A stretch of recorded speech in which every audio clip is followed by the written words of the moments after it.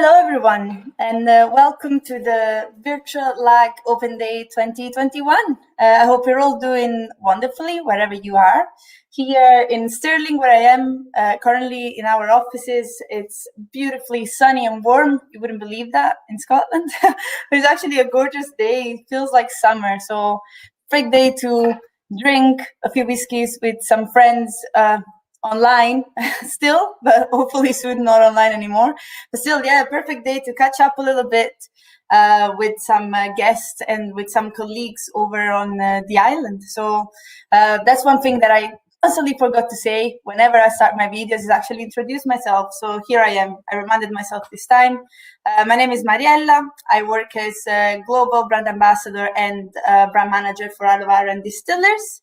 And as this year we couldn't celebrate the Lag anniversary, the second anniversary, I thought of putting together a little get-together, a nice friendly get-together as we like to keep it at Iron, just to catch up a little bit with the guys on the island, see how Lag is doing. Then we'll try some new mixed spirit, 1-year-old and 2-year-old spirit as well, to see how the spirit is evolving throughout the years. And then we'll also talk about the island itself and the rich history of legal and mostly illegal whiskey making as well. So yeah, we'll cover all the aspects and talk a little bit about the southern part of the island and Lag. So hello everyone, thank you very much for joining us. Oops, just clicked some glasses. Nice to see familiar names and not familiar names. So thank you very much for joining us from Germany, Belgium, Baltimore. Wow, a touch chilly, that's great. And from all over the world. So that's wonderful. I hope to see some Lag Cask Society members as well, so that you can catch up a little bit with what's happening down at Lag with your family, with your whiskey family down there. A few Canadians, that's amazing. Thank you very much for joining us today. But anyway, without further ado, I might just call, and also from Australia, that's great, and the US, and Italy. Wow, we got it everywhere. Yeah, without further ado, feel free to use the comments and the chats wherever you're watching this on Facebook or YouTube, to ask your questions to our guests tonight. We'll make sure to keep an eye on it. But yeah, without further ado, I think I should introduce my first guest and actually welcome him to the stage. So here we have as our first guest, local historian and writer, Gregor Adamson. So here he is. Hi, Hello. Gregor, how are you? I'm good, Marielle. I'm good. Thank you very much. How are you? Good. All good. Very excited to do this. So, yeah, happy days. I actually, I think I met. I've heard of your name before meeting you. So I've heard of your name thanks to your book, Iron Water, and then I had the chance to meet you in another separate occasion. So it's nice to talk to you finally. Face to face, virtually, but actually have a chat with you properly. So thank you for joining us tonight. No, thank you. Thank you for having me. Good to see you again. Yeah. So, Gregor, I'll ask you a few questions so the people that are watching actually get to know you a little bit better. So, what is your connection to Isle of Arran, the Isle of Arran in general? Yeah. So I grew up in Arran. So I grew up at a wee place at the south end called Corrycravey, which it's only really a couple of miles away from where Lagg Distillery is. So yes, spent most of my life on Arran, living there. Unfortunately, not living there at the moment, but yeah, still have a lot of ties to the island. My family's still there. I'm married to an Arran girl as well, so a lot of connections to the island. I was very, very lucky to grow up in what is such a beautiful, fantastic place. That's great. And you still have so many connections. So I imagine you can go back really whenever you want. You still feel like it's a little bit your home. Yeah, definitely. Unfortunately, not been back for a number of months because of all the COVID things. But hopefully in the next couple of weeks we'll be over to see everyone again. Oh, that's great. That's wonderful. So yeah, as I said before, I actually got to know your name beforehand, actually thanks to your book, which is called The Iron Water. Which covers massively in details the history of whiskey making on the island, and now that evolved, throughout the years to get to our days, where we have 2 legal distilleries running now, and one has been running for 26 years as well. So pushed you? What was your inspiration to write the book, Iron Water? I suppose I always found illicit distilling and smuggling on the island to be such a fascinating sort of aspect of the island's history, and it was something that hadn't really been looked at in any great detail by the local historians. So I guess I really just wanted to bring to people's attention this almost forgotten aspect of the island's history. And you're talking about the legal distilleries that we now have on the island. I think a lot of people almost thought that whiskey making on the island was almost this modern phenomenon, because La Crianza was only started in 1995. So I guess I just wanted to maybe challenge that viewpoint and say, no, actually, Arran does have such a rich distilling heritage. Whiskey making has been so important to the island way of life for centuries. Absolutely. Actually, when I do my tastings, I always mention Campbelltown, because a lot of people know more about Campbelltown because obviously, Coopers and whatnot is like, I call it the queen of the illegal whiskey making and smuggling of the old days. People are more familiar with that because so many distilleries were lost and now they reclaimed the region. But that's why it was so fascinating actually to read your book, because there's so much more about Arran that actually people don't know, and I got to learn it just by joining the company. So your book came at the perfect time for me to actually get to know things in a little bit more details.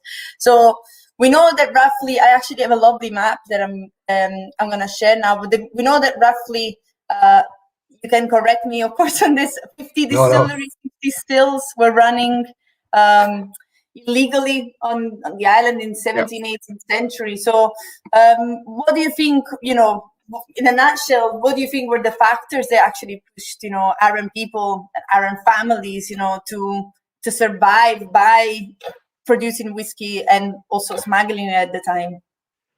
Yeah, I think by the time we see the criminalization of people making whiskey in their own homes, this private distilling, that only happens in 1781. So islanders have been making whiskey for over 2 centuries before we get to that stage. The first reference we have to Arran whiskies is dated from 1590. So when we reach the late 17th century and the early sort of 18th century, whiskey is already critical to the island sort of economy at this time. It's really allowing islanders to convert their barley, this sort of low value perishable crop. They're able to convert this into what is a valuable commodity. It's something they can trade with, something that they can use to pay their rents as well. Certainly by the mid 18th century, we see a number of islanders are making whiskey to allow them to pay their rent to the Dukes of Hamilton, who are sort of the main landowner on the island at this time. So economically, distilling very, very important. It's also something which is becoming culturally significant on the island as well. It's a craft. It's being passed down between generations of islanders, and also by the time we're reaching the 18th century, we're starting to see whiskey being consumed more and more during sort of times of celebration, social gatherings on the island, weddings and funerals. It's usually been consumed in very, very large volumes. So by the time that private distilling is sort of outlawed, it's classed as illicit.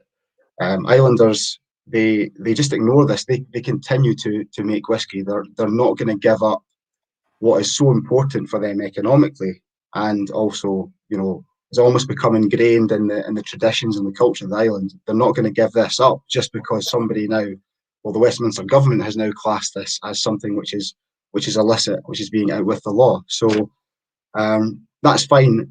Islanders are allowed to continue to distill for a few years. Nobody really bothers them until we reach 1784. And in 1784, there's a very, very critical piece of excise legislation known as the Wash Act, which is introduced. And what that does is the government's aiming to start to stimulate commercial distilling throughout Scotland. And to do that, they really feel they have to stop people making whiskey privately in their own homes, what they now class as being out with the law what they class as being illicit. So in 1784, 26 private island stills are confiscated by the excise authorities, and they're locked away in Brodick Castle. So that could be massively detrimental to the island economy. And islanders, they're not going to just stop whiskey without a fight. What we see starting to happen is we see islanders move whiskey making away from their homes, away from this domestic setting. They construct these illicit whiskey bothies, which allows them to continue to make their whiskey, but without attracting the attentions of the excise authorities.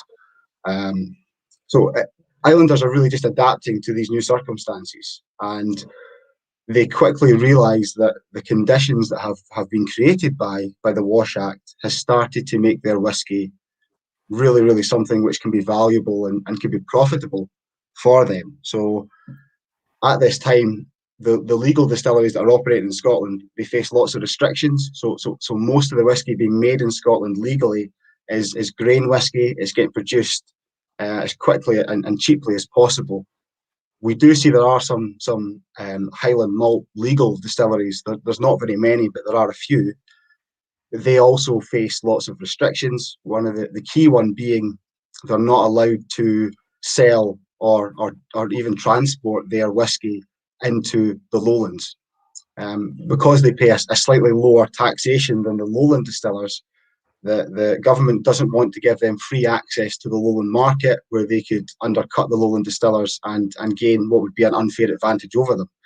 So if we were to go back into the 18th century, say we were sitting having this talk, not virtually, we were sitting in our favourite Ayrshire drinking establishment, and we fancied a wee dram, our choice would be between this lowland grain whiskey, which if we drank, it would probably give us a 3-day hangover if we were lucky, or you can choose this flavoursome, peaty, crafted, illicit whiskey which is coming across from Arran. So it's what we see happening is islanders quickly realise the potential they've got in their hands here, and they develop this really sophisticated smuggling network which allows them to really distribute large quantities of illicit whiskey into Ayrshire and into key markets in the lowlands. So it's the excise legislation that we see being introduced throughout the 18th century. It provides the stimulus for this illicit distilling. It turns what starts off as almost this private cottage industry, it turns that into this very lucrative illicit industry on the island. Yeah, absolutely fascinating. I mean, I find it fascinating, obviously, now to learn about that. I imagine at the time it was much more dramatic. It's definitely like a walk in the park. Actually, before we move on and I ask you a few more questions, someone is asking you a few questions. One, I think you actually already mentioned. Would it be fair to presume that the Arran water was peated? Yes, definitely would have been peated. Peat would have been the main fuel source on the island at that time, so definitely illicit and whiskey would have been peated. So great to see that Lagg is going to be so focused on peated spirits, really reflecting the history and the heritage of illicit distilling on the island. Absolutely. I have a random one, and I actually have a second one from them too. Are you related to Reverend Angus Adamson by any chance? Yes, he is my father. Yes. Well, no, fair enough. So it wasn't that random. I apologize. It was actually a fair question there. Yes. So it's actually the same person asking. They would love to host a tasting, a book signing in New York City. I mean, if you're up for it, Gregor, I'm ready. I'm ready to go. That would be fun. Yeah, fantastic. Yeah, definitely up for that. That would be absolutely wonderful. Especially when we're able to travel again. That would be great. So okay, they're answering as well. That is great. We actually have Harold Curry's niece, Suzanne. They're selling, and my uncle actually started the Isle of Arran Distiller. So I imagine it's absolutely wonderful to see how far the company has come after 26 years, and now it's so exciting to have a brand new distillery. Just like almost coming of age, very soon next year. And it's also wonderful to see where Harold son Paul is doing at the Lagg Distillery in England as well. So it's nice to see the heritage, the tradition and the passion of the family still going to this day. So that's wonderful. Cool. Another quick question for you is actually I wanted to ask you, when I was reading your book, and I imagine also my managing director, you and another colleague mentioned a lot of tragedies and drama stories about the whole smuggling. Some of them funny, it shouldn't be funny, but they're funny anyway. So do you have what's your favorite, what are your favorite funny or not funny, drama stories from, families surviving by smuggling and excess men and people getting shot in boats and all sorts of things? Yeah, so probably the most famous story, probably the most infamous story relating to iron smuggling is the tragic killing of 3 islanders in 1817 by an excise party who are led by a man called John Jeffrey. He's the first mate of the Prince Edward revenue cutter, and what happens is the excise party they seize a number of casks from the Southend, and when they are trying to return to their vessel, they are approached by a large group of islanders who try and reclaim the whiskey which has been taken from them. And there's a bit of a fracas, and Geoffrey gets knocked to the ground, and in a panic he orders his men to open fire on the islanders who are totally unarmed, mostly made up of women and children as well. And tragically, we see the deaths of a father and son, William and Donald McKinnon, and also a local woman called Isabel Nichol. So really, really, really tragic event in the island's history. Actually has quite an impact on the island community as well. As late as the 1950s, there is a memorial service held every single year down at Shanachie at the Southend where this event took place to commemorate those who died.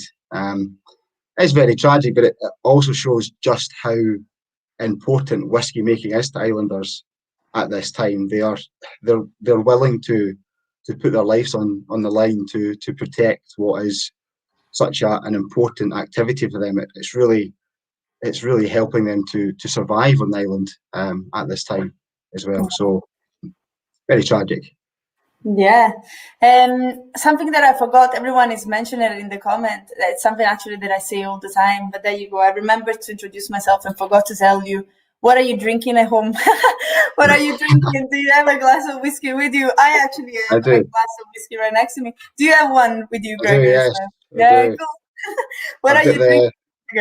The lovely whiskey that you sent through to me, Mariella. So it's the Sherry Cask Fingerless cut. So very, very much looking forward to having a wee sample of that later with Katie.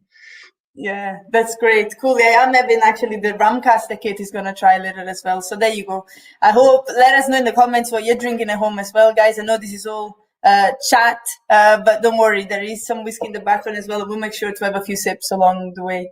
Last thing I would like to ask you, Gregor, is actually about the Old Lag Distillery. Yeah. So actually the whole inspiration behind our new distillery. So could you please tell us a little bit about the story of the Old Lag Distillery? Yeah, of course. So Old Lag is founded in 1825. It's set up by a group of islanders, 3 islanders. So we've got a man called Captain Charles McAllister Shannon involved, another man called Matthew Spears, and another man called John McKinnon. And yeah, this is just a lovely image of the building which once housed the Old Lag Distillery. This was I was lucky enough to get access to Stuart Goff's Postcard Collection. So this is one of the postcards he had. It's a view of the distillery as it was in the early 20th century. The building itself has quite a fascinating history. So first of all, it was a grain mill. It was then converted into the distillery. It was then a flax mill. It was then converted into housing, and I think at one point it's been a post office as well. It still stands today. It's just across the burn from the hotel down in Lagg itself, so you can still go and look at it and go and see it and kind of get a sense of the history and where really legal whiskey making started at the south end of the island as well. unfortunately, Lagg, it doesn't operate for very long. It closes at some point between 1837 and 1841. It struggles because we're seeing the real emergence of, you mentioned Campbelltown earlier. We're seeing Campbelltown at this time start to emerge as really the whisky making capital of Scotland. And the Campbelltown distillers have got so many more infrastructural and production advantages over the distillery at Lagg. And after Lagg closes, whisky making is virtually absent on the island for the next 150 years until we see the development at Lacranza. And now, of course, we've got this brilliant new distillery at Lagg as well, which is a mile or so away from the old Lag Distillery, which is just fantastic. Really exciting for me because it almost brings the island's sort of whisky making story full circle. It's bringing whisky making back into the traditional heartland of distilling on the island, which is just absolutely fantastic. Yeah, absolutely. I couldn't agree more. I'm so glad. I keep saying this when I joined at right the perfect time, because not only I got to join the company for the 25th anniversary, I got to see the whole distillery being built. I imagine you did too. So you see, like, the construction side, and then the whole distillery coming to life. And then I will talk to Graham about, the first spirit run, and we're already 2 years down the road. I mean, time is going very fast. So yeah, I hope first of all, thank you very much for joining us today. As I said before, but we hope to see you next year at the birthday. I actually throw in an idea. Maybe we should do a little private tasting tour and go for a walk around the old distillery and maybe have a dram there. That would be pretty cool, actually. Yeah, that would be amazing. Yeah, that would be brilliant. We'll keep in touch. But thank you very much again. Thank you, Maria. Thank you. Cheers. Cheers. Bye now. Bye. Wonderful. Cool. Thank you very much for all your comments. You're drinking a lot of different drams. And wonderful. Someone is drinking Aaron, someone is not drinking Aaron, which is very cool as well. So yeah, and someone is making friends, fellow Cask society members making friends in the comments. That's what we're all about. So that's wonderful. That is great. Nice. I'm gonna call on my second guest of the evening, which is Lagg Distillery manager Graham Owen. So here you are. Hey, Graham, how are you? I'm great, Mariella. How's yourself? I'm very well, especially now after a few sips of whiskey. I'm doing great. Are you having a dram yourself, or?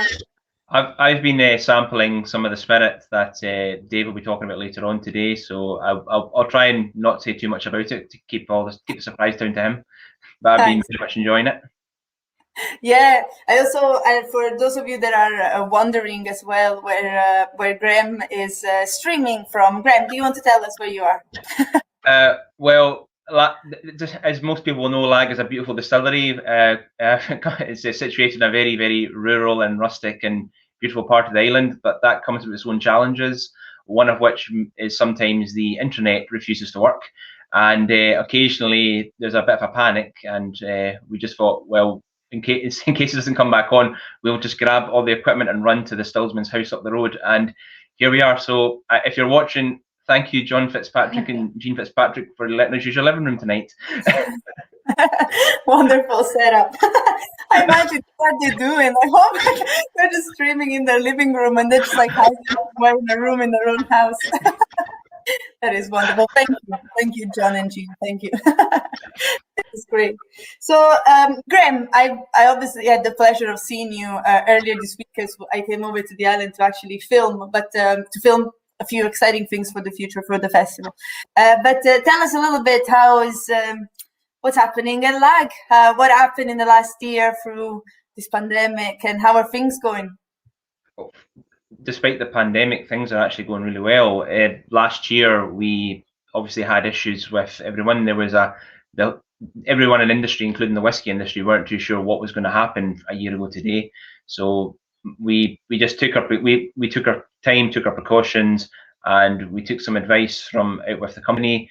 Mostly advice given to other distillers too, and we made the safest possible option, and we were able to continue production. But obviously, we had to scale back, and we had to furlough some staff. But we kept the bare minimum number of staff we could keep, and we were able to keep the whiskey flowing, which was perfect for us. It was the last thing we wanted was to be forced to stop production entirely. Yeah, so someone is already asking a few questions, and actually a few colleagues like Anthony Robson just says, I did wonder if he recognized John's living room, and said I'm going to tell them on Monday.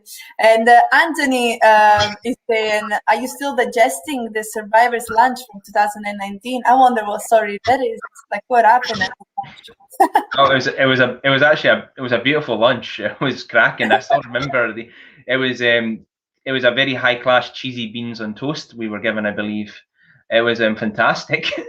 So it was a really good meal and a great number of whiskey, and I'm pretty sure we all had a few drinks too many and had a few good conversations that day. As you do. I mean, obviously. Someone is asking, will the visitor center reopen? We're planning to open the shop, obviously, as the 26th of April. And hopefully we'll be able to offer tastings and tours right after that when the restrictions lift again. So yeah, I'm normally telling people, if you're planning a trip, wait a little bit more, give it another month or so. So hopefully by then we can offer a bit more of a bigger package. But if you want to come and say hi, of course, you're more than welcome to.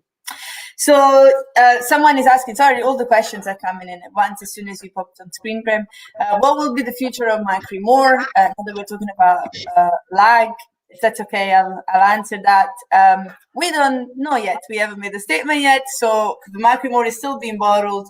We have a lot of casks a lot of peated casks in the warehouses, as we were distilling at least I think 2 weeks a year for quite a long time of peated stock. So far it's still there and it'll still be there. So even when Lag will come of age and we have a Lag whiskey, you should still be able to find the Macrimore around. So it's not going anywhere for now. And someone is saying hi. If you just want to read their message, it's a long message. And in the meanwhile, I'll ask you another question as well. So nice to hear, obviously, that we kept production, and we're still, producing normally, and the pandemic didn't affect us that much. How excited are you about next year? And what do you think? Do you have any plans yet, or how are things looking? Well, first of all, I'm really excited because I feel like we've had so many false starts almost. The pandemic has obviously stopped us from being able to celebrate the 1 year and the 2 year. We've not been able to bring the Lag Cask Society over to the island to have big proper celebrations every year. We've had so much planned last year and this year, but for safety reasons, obviously, we've had to shelve these ideas. So we're just going to have to make the 3-year-old the official whiskey birthday as a big blowout, and hopefully everyone will come and enjoy it with us. That's what I'm hoping will happen, and I'm pretty sure that we'll try our best to make sure that happens and have the best party we can get, because we need to make up for it. That's all I can say about that. Absolutely. I mean, I'm actually looking at the Lag birthday as the biggest party. It's like the party that we're all expecting right now. They're all dreaming of. So just get ready. I think there's going to be a lot of people in the car park that day. So we need to prepare ourselves for a nice big party. We deserve it. We've been waiting so long for one. So absolutely. Someone is saying, look after our casks, and they can see them. I can reassure that Graham sings to them every day. He goes there for 5-10 minutes in his warehouse and sings to them until they fall asleep nicely. So it's definitely happening. Someone is asking, any more plans for exotic wine casks? We actually just filled some Calvados, and not really wine. Sorry. We also just did some Sauternes and Amarones, and we're going to be doing more sherry butts. We recently got some beautiful first fill sherry butts straight from Spain. They're actually just sitting in the warehouse right now to be filled this coming Thursday. So that'll be stocked and shelved and enjoyed in quite a few years' time. So we've got quite a good variety of casks already at Lag. We built up a big stock of bourbon, as most distilleries would do, but we are trying our best to bring in as much of the unusual ones. As you said, we had Calvados, which is rather an unusual treat because it's not something you see often at distillery. Absolutely. So there you go, talking about casks that fits perfectly well. since opening Lagg in 2018 and building 3 warehouses, we obviously all of a sudden had much more space to store cask. And I know there are plans to build new ones, so other warehouses down in Lagg. How is that coming along? How are the casks doing? Where are they? First of all, the warehouse building is steaming ahead. Thankfully, that local builders are working away at that, so they're doing a fantastic job, and they're going to make sure that we should have our new warehouses built, the first ones, in the next few months, just after the end of summer. We've still got space until then, so we're luckily keeping our heads above water. And speaking of casks, I can also quite happily proclaim that we were able to reclaim just over 2,000 casks recently from the mainland, which were stored more than 10 years ago. Because when I first started Lochranza back in 2011, there was space issues. There's always space issues, usually with bonded warehouses. Lochranza was just building the next set of warehouses, and a lot of that spirit was taken off island. And we've successfully now been able to reclaim all of it back thanks to the 3 warehouses that we built at Lagg. So that means that almost every spirit out there with Lochranza or Lagg or Aaron's name on it is back on the island, which I'm very proud of, and I think most people that work for the company would be very proud to see that too.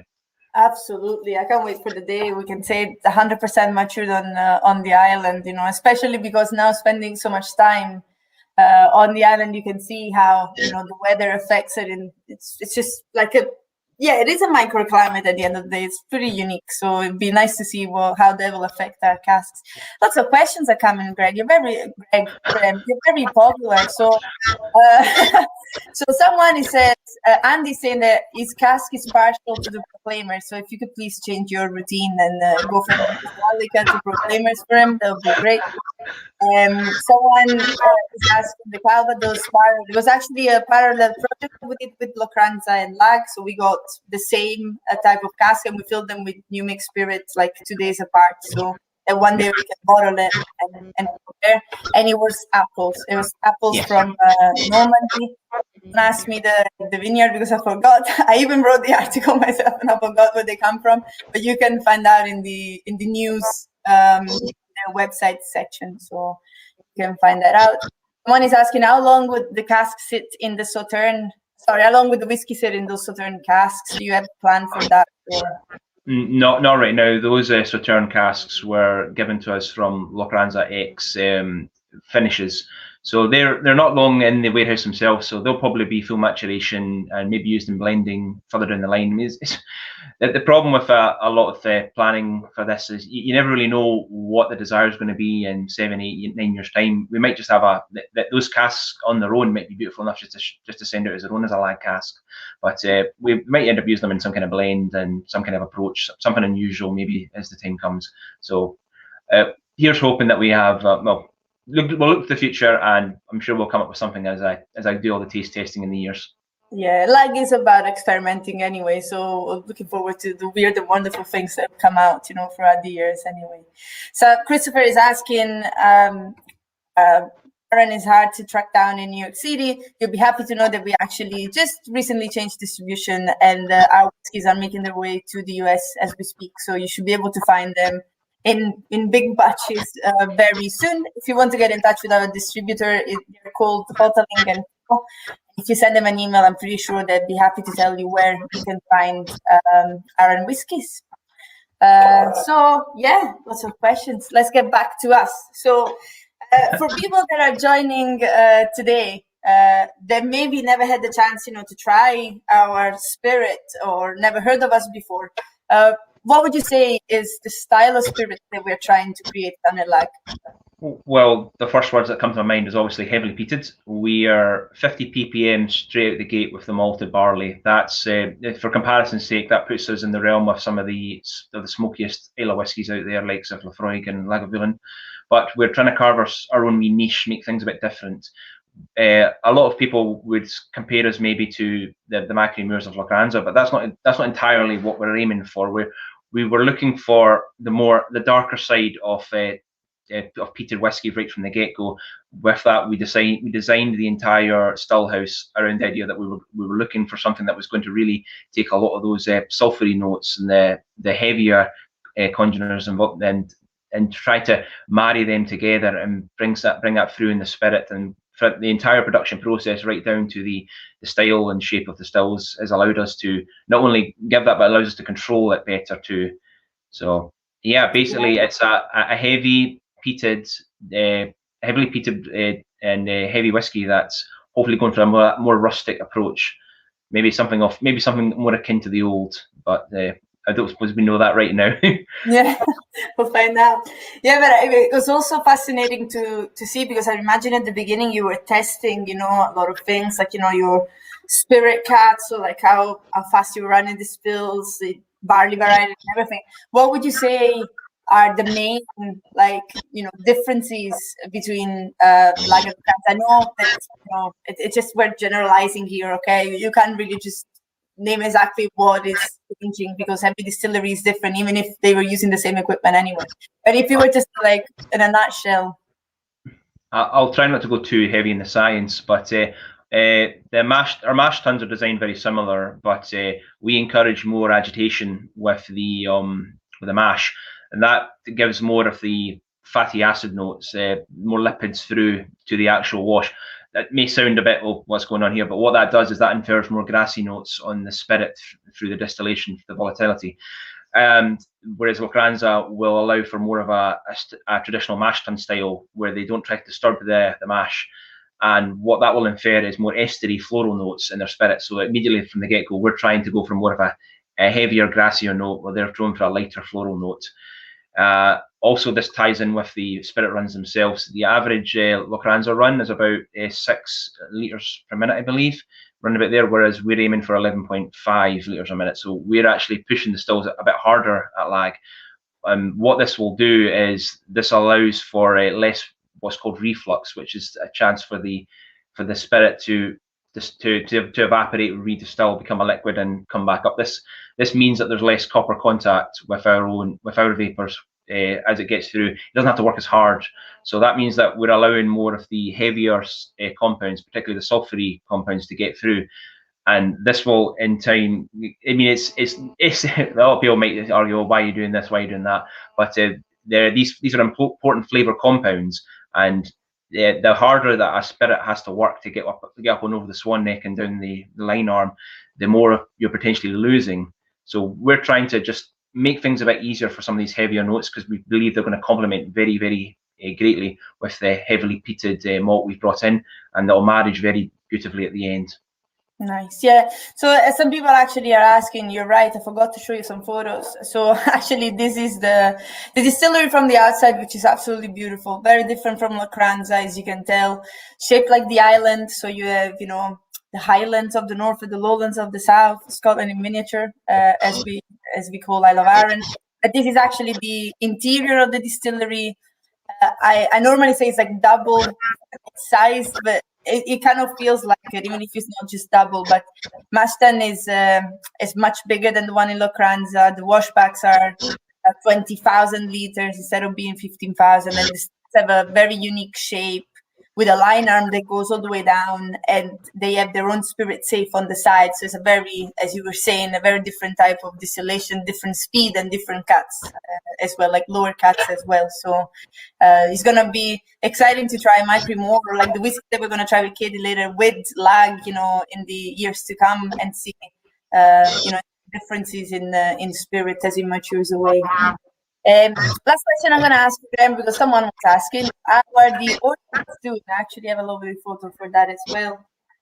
For those of you that don't know, we actually have some barley fields and orchards just right outside the distillery. These were taken when we just planted it. So they were freshly planted, as the distillery is not built yet in the background.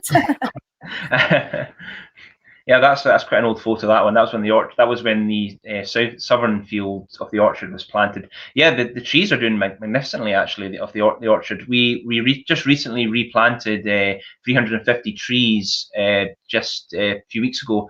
It was just the latest expansion, just to encourage, because there's a lot of I think a lot of people don't realise just how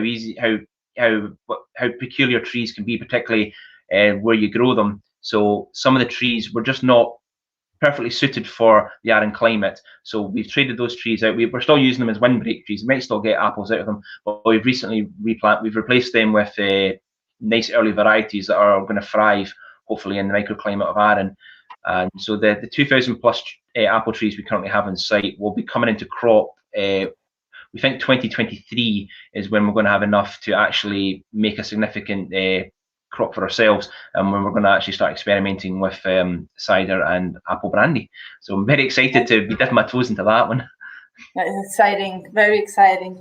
Last thing that we have to say, also because I put together these photos, so it would be a shame not to show. This is actually a photo of you with the very first spirit run 2 years ago.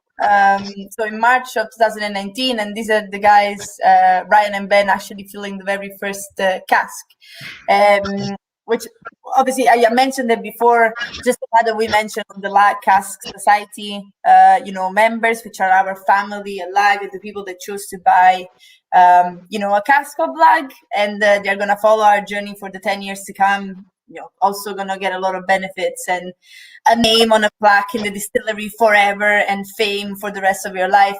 But obviously, all I want to say, if you're interested, do send us an email, send us a message, ask us about it on social media, and we'll be happy to tell you a little bit more about it. If I'm correct, there are not a lot of casks left, Graham? No, there's not an awful lot left. The vast majority have definitely been sold. So, and with the country opening up again, we're expecting a lot more people to be coming. So, I think a lot of people will be eyeing up those casks over the next few months. So it's a great opportunity as well, because you're buying a cask that was filled 2 years ago already. So you're buying a cask that is almost coming of age now. So if you've been thinking about, becoming a cask owner in your life, this is your time before it's not possible anymore. So no rush, no pressure, but just to let you know that they're waiting for you.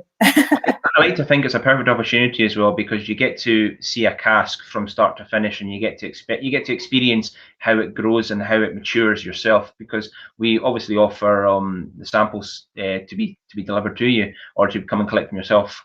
So that allows people year on year to see how their own cask will mature right in front of them. And I think that's an exciting prospect. And I'm just quite surprised we haven't sold them all out already, just on that on its own, because it feels like a once in a lifetime experience just to see how the Lag cask itself will mature as time goes. And not many people will get to experience that themselves.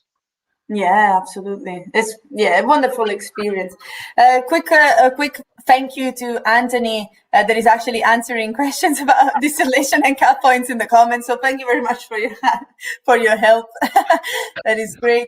And thank you, Graham, obviously, for your time today and for telling us, about this exciting, distillery.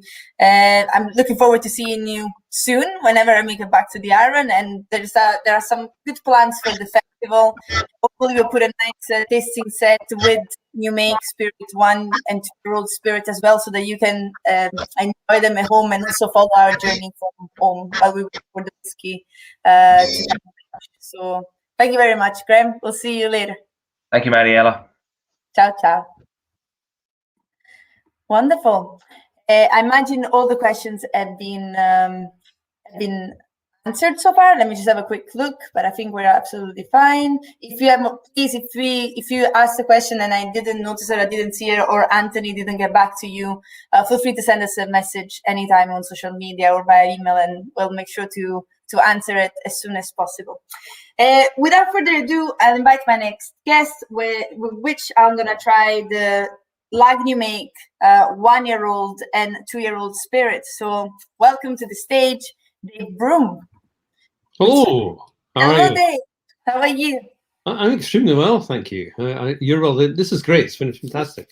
Fantastic. Yeah, exciting times. Yeah.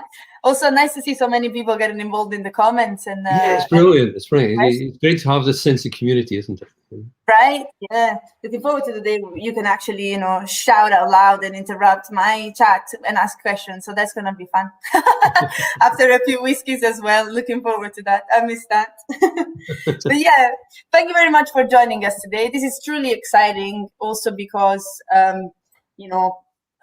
it's obviously I trust your your judgment and your palate highly. I met you quite a few years ago, and I know how amazing your skills are. So this is going to be very interesting to try these spirits with you.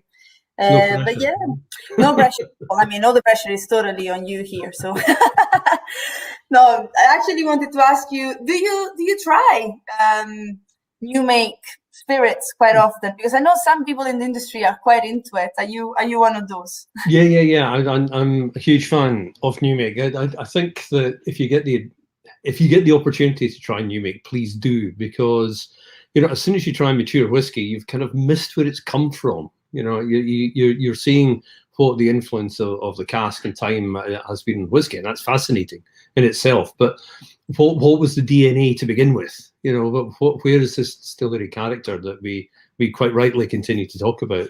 And that is detectable in new makes. So yeah, I find it absolutely fascinating because it's like a kind of detective story, really, because there isn't really such a thing as new make character. I mean, some are going to be very light and really ultra clean, and some are going to be fruity, some are going to be nutty, some are going to be grassy. There are some distilleries that make it deliberately sulfury, and there's a sulfury note in deliberately speaking, and people kind of go, "Ooh, sulfur is bad." You don't want it in mature whiskey, but you might want it in your new make because it changes. The sulfur is there and it changes flavors over time.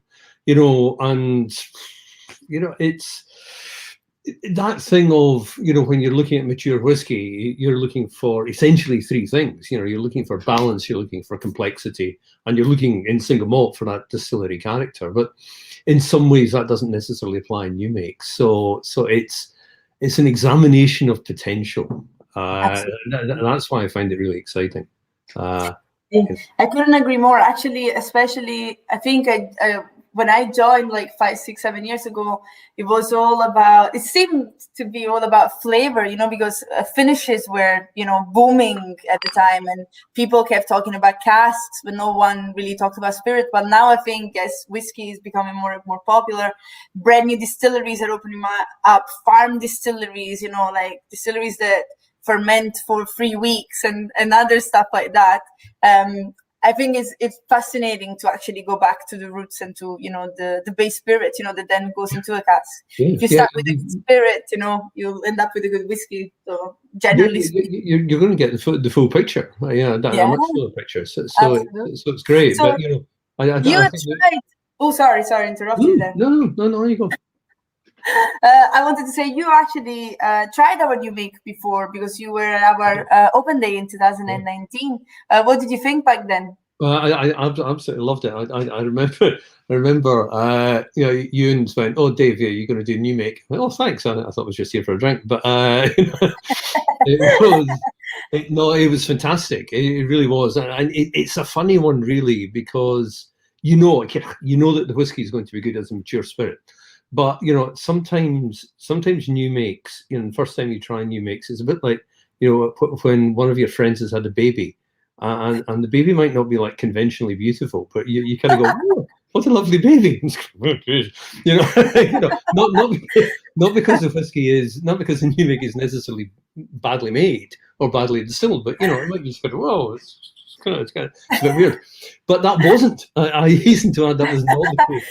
That was not the case with Lag. I was utterly blown away by the quality of it. It come out of the stills absolutely rocking. It was fantastic. It was complex. It had real balance to it. It was just, I was utterly blown away, and I was so pleased that, on that Owner's Day, there were so many groups coming around, so it gave me a chance to kind of get my head around what was going on in the new mix. So yeah, I was utterly blown away, genuinely. And nothing has changed. Nothing has changed. I'm gonna add it to our website. Our new make is not an ugly baby. That's gonna be your quote forever. Also, you just made Graham's day. I think he's gonna be the happiest man for the rest of the evening. So that's wonderful. Well, shall we have another taste then? Shall we put ourselves a little bit of it? I charged my glass a wee while, so I've got it neat. I'm going to add a wee drop of water as we kind of go through. Absolutely. The amazing thing is, you know, I mean, this is coming off 62.4, this sample. It's not hot, you know, it's not kind of, you know, burning my nose in any way whatsoever. There's big smoke, obviously there's going to be big smoke, but there's none of that kind of rubbery character that you sometimes get with very young peaty whiskies. Again, not necessarily not a negative thing in mature, you know, because it will go away. But it's not. It's beautifully clean. There's this kind of heathery, and I wonder if that's that kind of dry grass thing. That kind of, it's like kind of heathery quality I'm getting. Yeah, I do think that the peatiness from the mainland, you know, not using peat from the island or from, like, you know, the coast, definitely gives it sort of like grassy, you know, campfire smoke. It's much more. It's like that kind of the embers of a bonfire. You know, it's just beginning to go. It's not blazing. It's just going down. So that kind of slight wood smoky character coming through. But there's fruit in there as well. So there's real sweetness. And one of the things I always look for in a smoky whiskey, sweetness. You know, because sweetness is going to give balance. And if you just make it a peat bomb, it's going to be dry and kind of one-dimensional. And there's real sweetness. There's kind of blue fruit thing. There's smoked pears. There's an interesting kind of spice kind of sitting there in the background. And you know, and I see what Graham was saying. You know, the smoke and that kind of slight sulfur thing bind together really, really beautifully.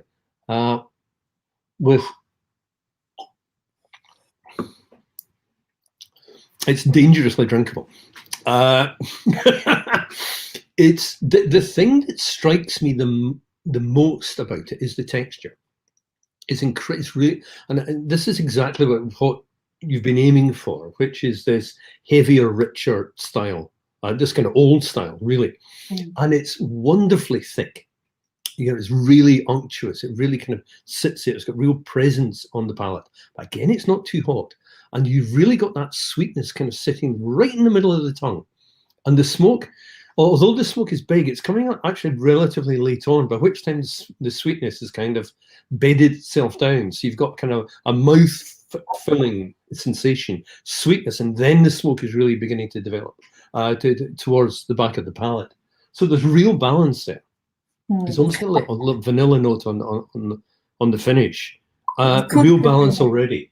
And, you know, you can see that this is going to be a fantastically complex, mature whiskey.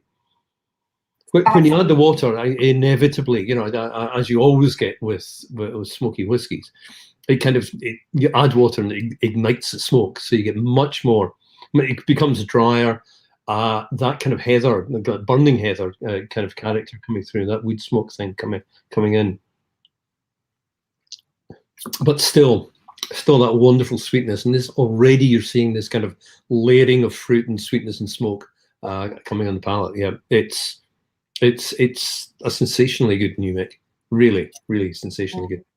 As a lot of people were saying, a lot of distilleries are selling new make, you know, by the bottle these days, so you can actually buy yourself some new make. And I remember trying this the first time and thinking it was like if you know, a creme brulee, like a vanilla cake met a mezcal in a glass. To me, it had this sort of like dirty, smoke, grassy, you know, like the sort of mezcal feeling to it, but then also just so sweet and creamy and thick, and I thought super dangerously drinkable.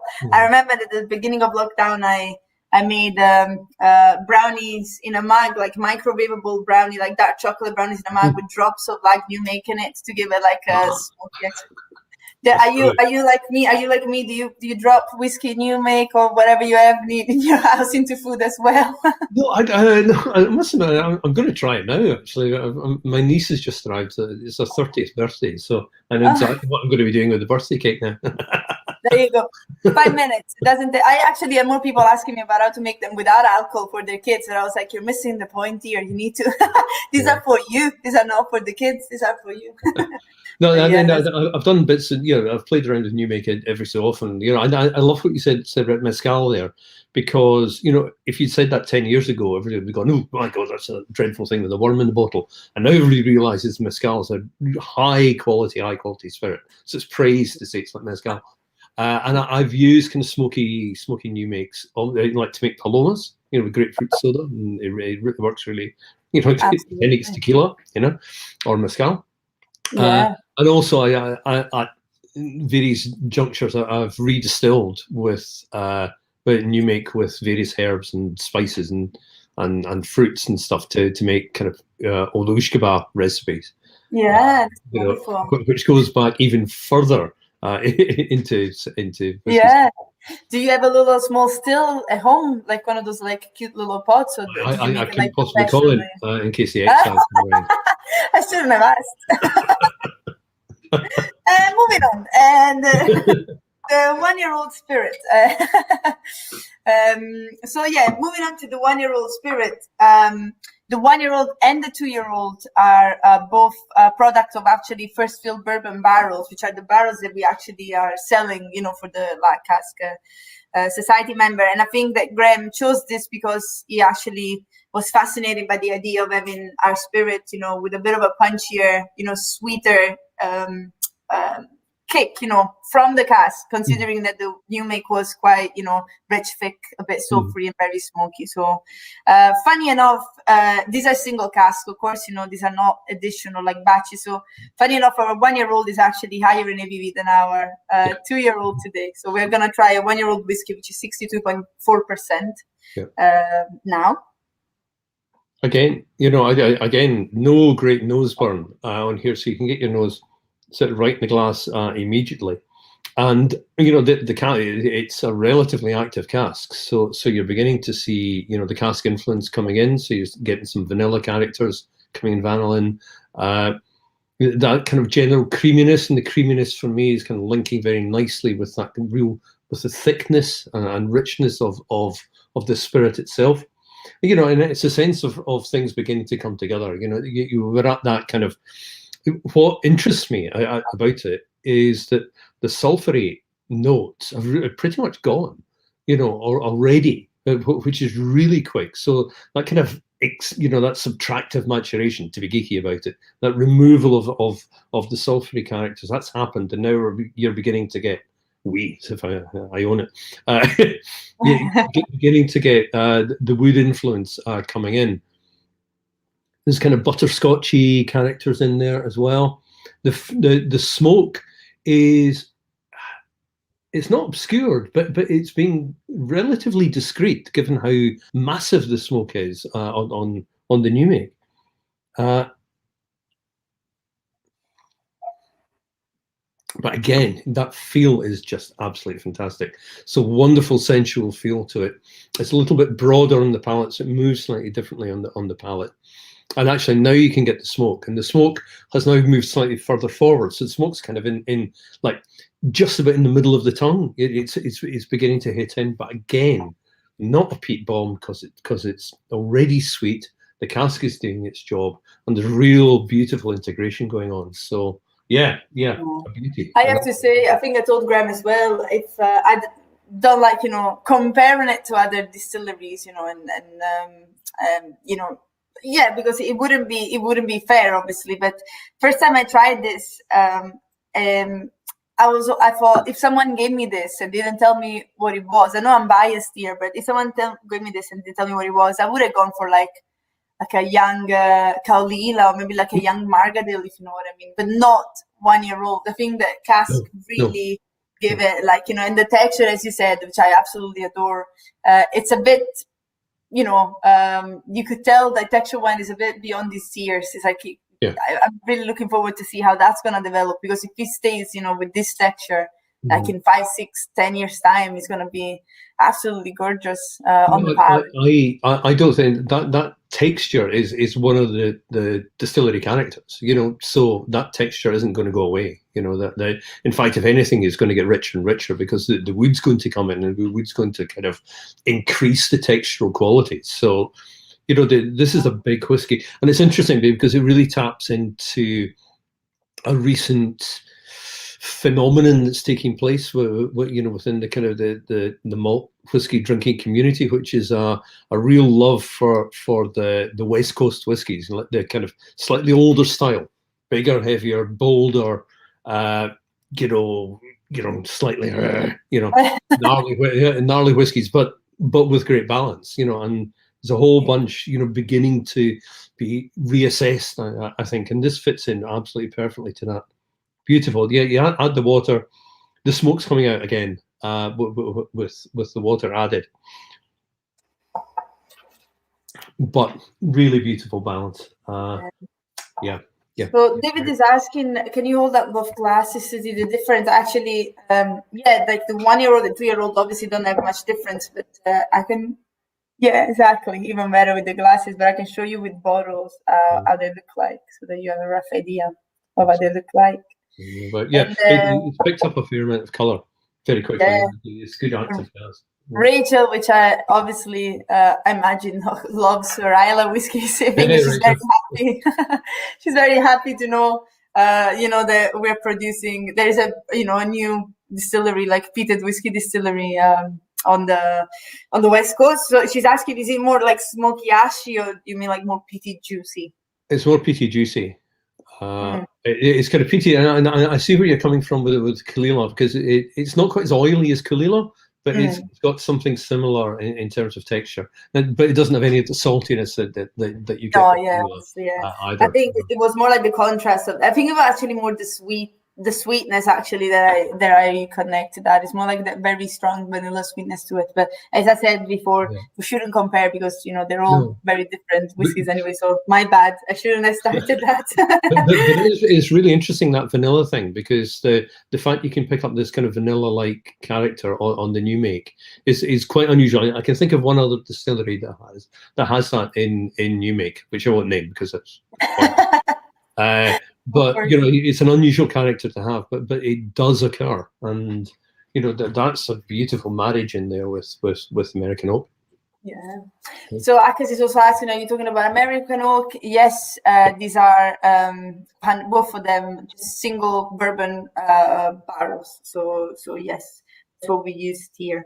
And I believe they were because someone was asking as well where they're coming from. I believe these ones are Jim Beam's bourbon casks. And yeah, someone actually said Legic. I actually wanted to mention it, but then I said to myself, let's not mention other distilleries. But when you were talking about the West Coast, a bit dirty, a bit sweet, quite complex, like, balanced whiskeys, Legic also came to mind to me. So yeah, it's not quite as, I'm trying to be polite here. It's not as fatty as Legic, it's much sweeter than that. But if you're in that kind of West Coast style, I think you know where we're coming from. Yeah, absolutely. Right. So we move on to 2-year-old, which actually is 61.8%. This one's really interesting because initially, it comes across as a lot shyer. Sorry, somebody is just. My computer. Someone really wants to ask you a question directly, and they come with it like, I'm gonna call him now. I'm getting lobbied by David Cameron. That's it. It's shyer. It's not. You would kind of expect that, given how forward the 1-year-old is, this is going to be the same again. But every cask is different. That's the whole point of it. And this one is just a little bit shyer. And I do wonder about the 1-year-old, whether that slightly lower level of alcohol in it, that lower strength, has actually helps to kind of produce flavour, So this is just a little bit shyer. Although after a long time in the glass, you do pick up a real kind of coconutty thing going on. But it's a quieter one for it. It's as if it's just kind of pausing and having a bit of a think. But there's a slight minty element just in the very, very back. The smoke is still there. The oak is there, but the oak is different. It's more, dare I say, oaky. It's more like if you're doing carpentry and you're planing wood, which is quite a common note at this kind of additive stage, where the wood's beginning to give its compounds. So this one, in some ways, seems to be slightly behind the evolution of the first one, but every cask is different, and this is by no means a negative thing. A little taste,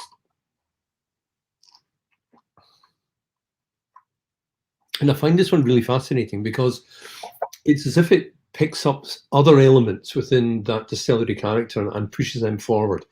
So there's a spicier edge to it. It's a slightly kind of floral character, maybe that heathery thing beginning to come through as well. It's slightly drier, a bit more kind of mineral characters coming in as well. And when you add water to it, there's more kind of citrus starting to come through. So much more kind of lemony characters coming through. But it hasn't lost that texture. It hasn't lost the smoke. It's just kind of taken it off in a slightly different direction. And that's brilliant. And that's the reason why single malts are made up from a whole range of different casks, because every single one is going to take that distillery character and kind of do a kind of remix of it, you know. So it's you're beginning to find all these different characters being pulled together to give this much greater impression of what Lag is all about. But it's beautiful, and and the texture is still there and everything. It's just a little bit quieter. I think actually Graham was saying in the backstage before that he found the 1-year-old to be creamier, while the 2-year-old to be sweeter, like, and fresher. So maybe like there's different casks, as you said, like different casks. One of my favorite comments actually, Anthony, which is one of our stillmen at Lag, said, "So glad you mentioned mint." Maybe it was just me. Well, Anthony, I'm very glad you mentioned it as well. For I thought it was just me. So there we go. There you go. Approved by the stillman, so it's not just us. That's great. Phew, I mean that is very important. Wonderful. Dave, thank you so much for your tasting notes. One question, like a cheeky question I would like to ask, just based on the new make spirit and the 1 and 2-year-old spirit that we tried today. Just, it doesn't have to be, precise. It's actually more like, what's your opinion about it? What do you think would be a very good cask, a very good wood for maturing our whiskey, or even for a limited edition, or even just like core range?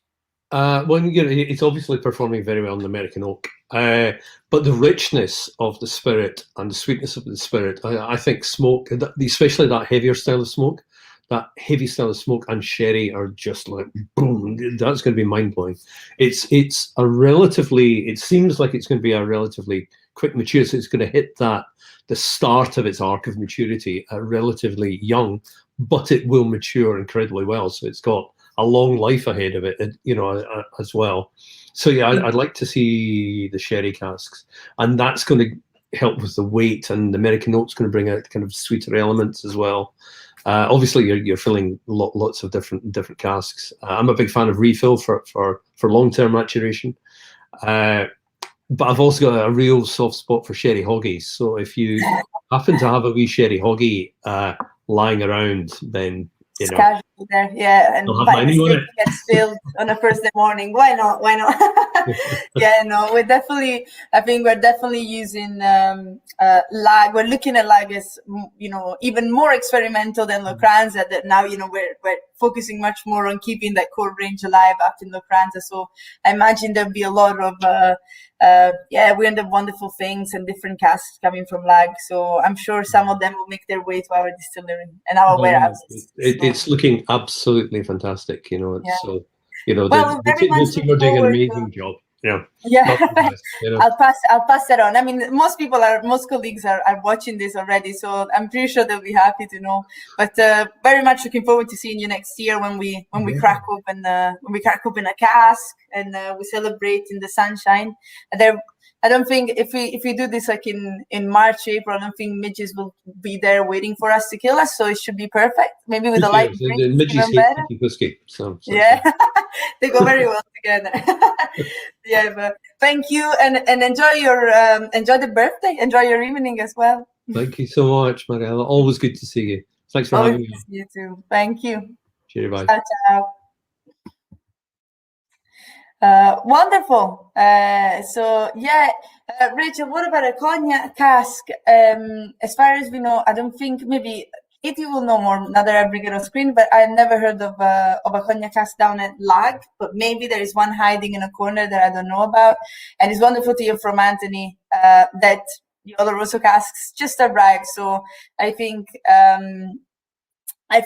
sweetness of new make with dryness, of Oloroso, sherry, cask would be a perfect match. So we'll look forward to that. Which Distillería, we're actually using Miguel Martin from southern Spain. I imagine we're using the same for lagers. That's the one that we use for La Crianza. Anthony, we need to mention Midges because they're waiting for us. So get ready for next year's Aran Multi Music Festival, because they've been there in La Crianza just waiting for all of you to come from all over Europe. So they'll be hungrier and angrier than normal. So yeah. Wonderful. I think it's time to drink some whiskey now. We move from spirit to whiskey, and I actually have the lovely Katie Morrison, which is our senior tour guide and Lagg Distillery, joining me on screen. So here she is. Hello there. How are you? Good. Ready for some whiskey.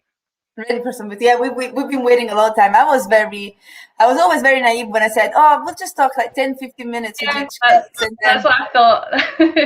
I never get it right. I've been doing this for a year now, but no, never get it right anyway. So thank you for your patience in waiting for us. And thanks again to John and Jean that are waiting, with us in their house for you to keep. So thank you, John and Jean. That's wonderful. But anyway, how are you, Katie? How's life? Yeah, I'm good. Now that we've overcome our internet problems, we're excited for a wee dram. Yeah, absolutely. And thank you for joining us today. We did talk about this dram previously, I think, in different occasions as well, but it's nice to just go through them, especially now that there is a little offer at the moment on our website. So if you give me a few seconds, I actually just gonna quickly talk about this so that we're all on the same page. For those of you that are watching at home, for the Lagg Virtual Open Day, we actually are running a little offer on the aranwhiskey.com website. So if you use the code LAG10, you can see up on the screen, you actually can get £10 off each of the whiskeys that we're going to try now with Katie. So unfortunately, I apologize again to all our viewers from Europe. Brexit is real, and unfortunately we have difficulties shipping at the moment. We're not the only ones. A lot of other companies have the same difficulties, but we're trying to find a solution, and hopefully we will find a solution soon. But if you're based in the UK and you fancy a dram or something peated and delicious, feel free to head there. The offer ends at the end of the day today, so feel free to go there now to grab a dram. But yeah, without further ado, we'll pour ourselves a little whiskey now. Which one shall we start with? So I think it's best to start with the Fingerless Cut Quarter Cask. So this one is, the one Marielle's got. So obviously this is called our Matrimur Fingerless Cut. This is one of the bottles that we've been very kindly given by La Crianza, and it's going to keep us going until we have our very own lag whiskey, which hopefully is not too long away now. Yeah. So this first one is a really, really nice whiskey just to get you started. It's a nice gentle introduction. Now, all three of these whiskies that we have this evening are heavily peated, but they're very much heavily peated for La Crianza. So I don't think these quite pack the same punch that our lag whiskey will do. So they're a really, really inclusive kind of range of drams. So the first one, the Quarter Cask, this has been matured for 7 years in first fill bourbon. And then we are popping it into a smaller quarter cask, bourbon quarter cask, for another 6 months, kind of accelerated maturation. I really love this dram. It's a really lovely, easygoing, very kind of, I think it's a very typical La Crianza peat whiskey. It is not too overwhelming. There's a lot of the kind of softer, more traditional La Crianza notes to it, that little bit of citrus. I find this has got a lot of green apple. But it still has that nice hint of smoke to it. But yeah, a really easy going one for people that are not the biggest fans of peat, but a really good example of kind of the direction that we're going in. Absolutely. Cheers. Slange. Slange.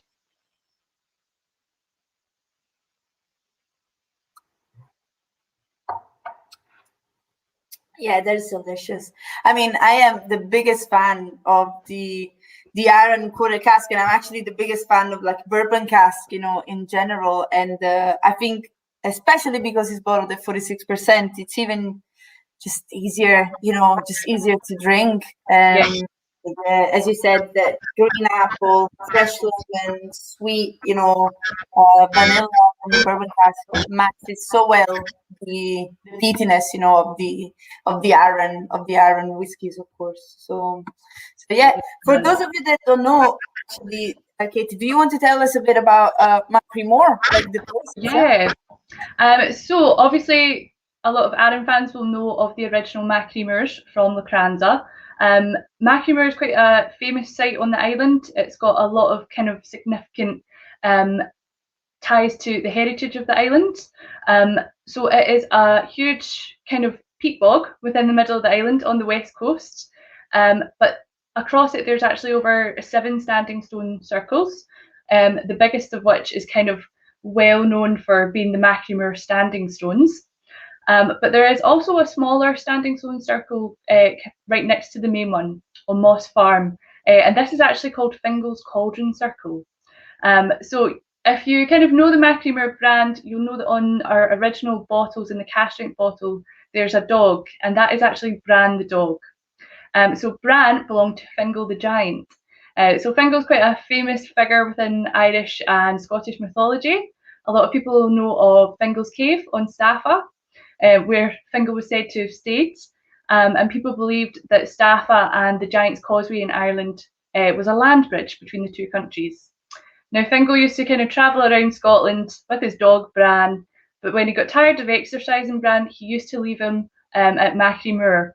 And if you go up to the standing stones today, which hopefully you'll be able to come and visit us soon, have a look at the stones, one of the stones has a hole in it, and that is where he used to run the chain, and that's where he tied Bran the dog.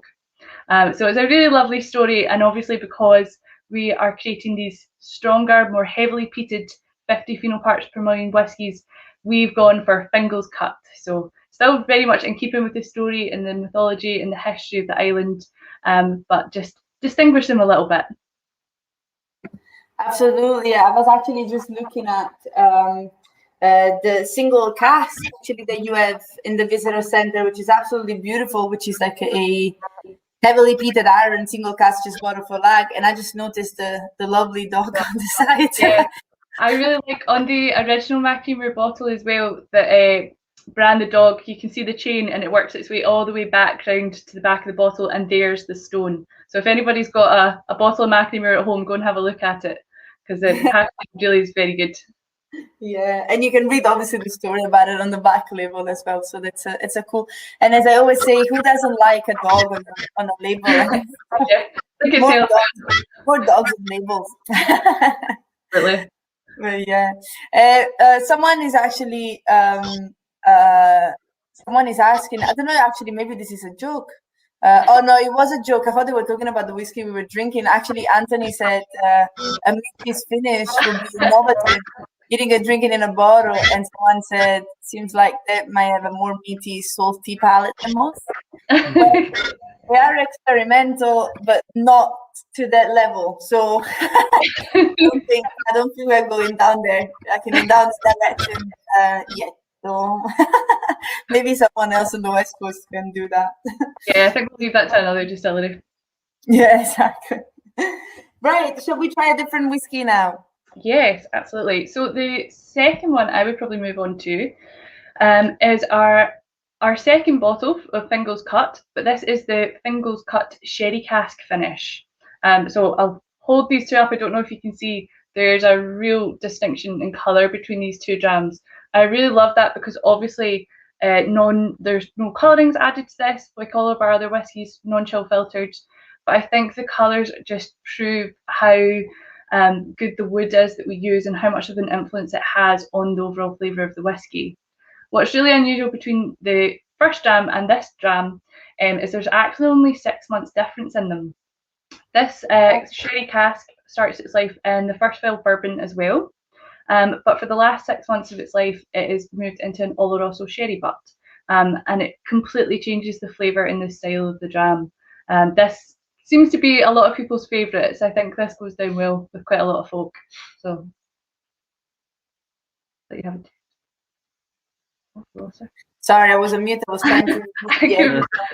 And as Dave was saying, I think the refill sherries, but also like first fill sherries are more and more enjoyed, by whiskey drinkers. And then I think when you put peated whiskey and sherry in the same combo, people go absolutely nuts. So, so it is a wonderful combination of the two.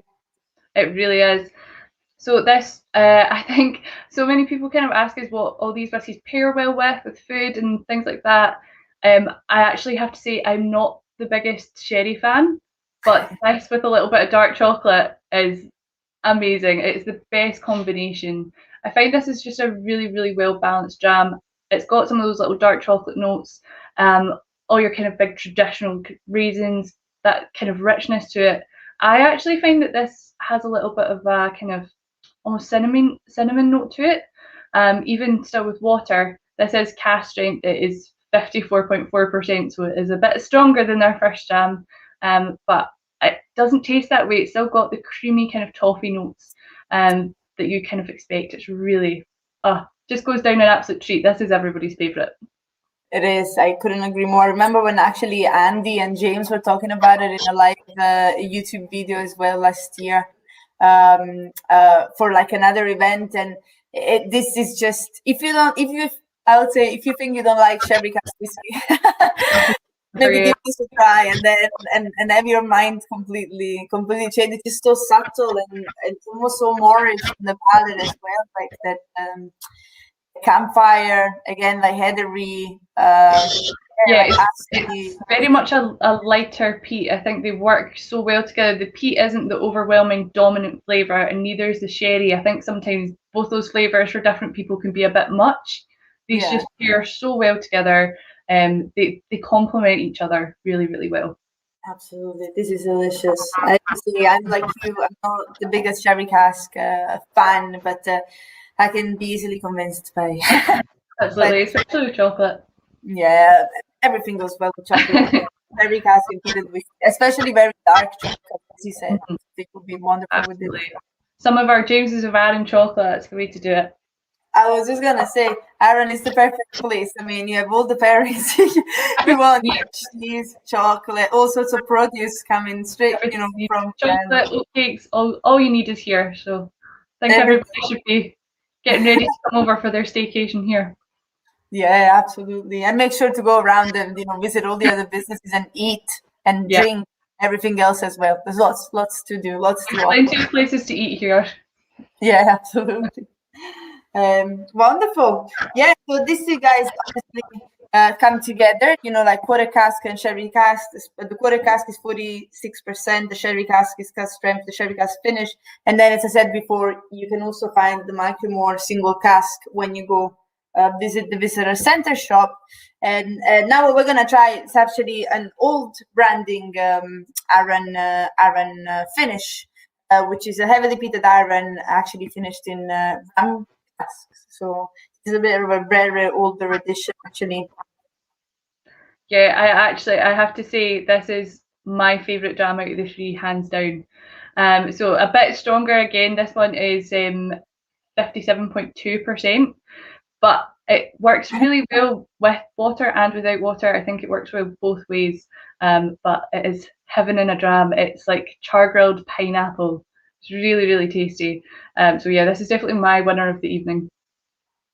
Who doesn't like a bit of tropical, extra tropical notes and like a big tropical kick from a rum cask into a peated whiskey as well? I mean, it starts its life in first fill bourbon again for about 7.5 years, and then it's got 9 months in a plantation rum cask. So it's got a little bit extra time with that rum, and I think it really shows. It's just a really great combination. I think the kind of style of peated whiskey that Lacranza produce lends itself really, really well to the slightly kind of sweeter finishes. So I think I'm quite excited to see kind of how these cask finishes, peated Lacranza, will kind of compare to Lag cask finishes, and kind of see what the difference will be. Because I'm hoping for some red wine cask from Lag. We'll wait and see though. Well, I'm glad that Graham mentioned. Did he mention or did I dream of it? Maybe I dreamt of it on some Amarone casks. Did I dream of it? No, yeah, Amarone, Sauterne. Yeah, I'm really excited for kind of everything we're doing. Can't wait for the Calvados cast as well. They'll be amazing. So we're all very excited to try what's coming. Yeah, I mean, as I said before, yes, those are wonderful, the quarter cask and the sherry cask, but this is definitely, it's just a bit more magical and unusual, you know, especially for the people. I don't know if you remember, like the Old 14, you know, the sort of pineapple mango note. The quarter cask Baron range also has a bit of that coconutty pineapple note, but this is like intense. It's like in your face. It's like Absolutely. nice, like tropical. It's like it's so. The pineapple notes for me are just right there. They're right on the tip of your tongue, and then almost like calms down. The peat kind of comes through a wee bit more. It starts to soften, and just got the nicest finish ever. It's not too harsh, despite the fact it is really very much cash strength whiskey. I like it either way. It just goes down too well. It's delicious, absolutely, and a small batch as well. So only 3,000 bottles were released. So again, if you're interested in buying it, I mean, silver lining of the pandemic is that these Lagg Distillery exclusives, you can get them online.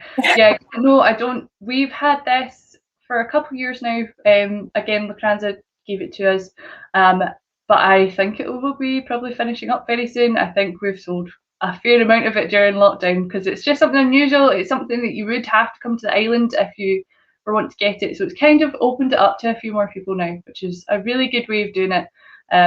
But yeah, we've got a few new exclusives. We've obviously got our Macklemore single cask, so we're really excited about that. The last one was just amazing. It was like a peated Lacranza 10-year-old. It was heaven. Nice. That sounds absolutely wonderful. Yeah. Someone is asking. I think that Graham is hiding behind you there. Do you have any port casks as well? Is there any port cask? Do you know if you're filling? Gonna bring Graham in. Not currently, but they will definitely be part of the range probably very shortly when the next port bottlings are done for Lacranza. I'm pretty sure we'll be getting the opportunity to take those casks in and experiment with the lag spirit with them. Wonderful, yeah. I think that'll be a really amazing combination. Peat and port again. I mean, I kind of feels like I'm saying the peat goes well with everything, but peat and port, I think it's like on the darker, you know, like raspberry like jam, bitter, drier, nutty, spicy note. That sounds delicious too. With a cigar and some like chocolate near a fireplace on iron. That sounds nice. Someone, Jenny, is asking, what about bourbon cask? That's what we're filling mostly at the moment, and anyway, so there'll be a lot of casks. You know, in the future. So yeah, this is wonderful that I have you both on screen, so we can actually say goodbye from the Isle of Arran team. Obviously, thank you. Yeah, you're on the screen with me now. Thank you to all our guests that have joined us, and mostly thanks to you all for watching this and commenting and making this, you know, a nice, friendly live event. So can't wait to see you on the island. I mean, yeah, with the visitor centers reopening as of Monday, and we really hope to bring back tours and tastings soon, so that when you come over, we can offer you the best experience ever. But even if we can't, please do come in and say hi. There'll be a lot of nice distillery exclusive whiskies and a lot of friendly faces waiting for you there. So yeah. Just another big thank you to everyone for joining us, and we hope to see you all next week for our birthday when we crack open our very first cask of whiskey. It's going to be a big, big party. So, thanks. Have a lovely day, everyone. Thank you very much. Thank you. Bye-bye.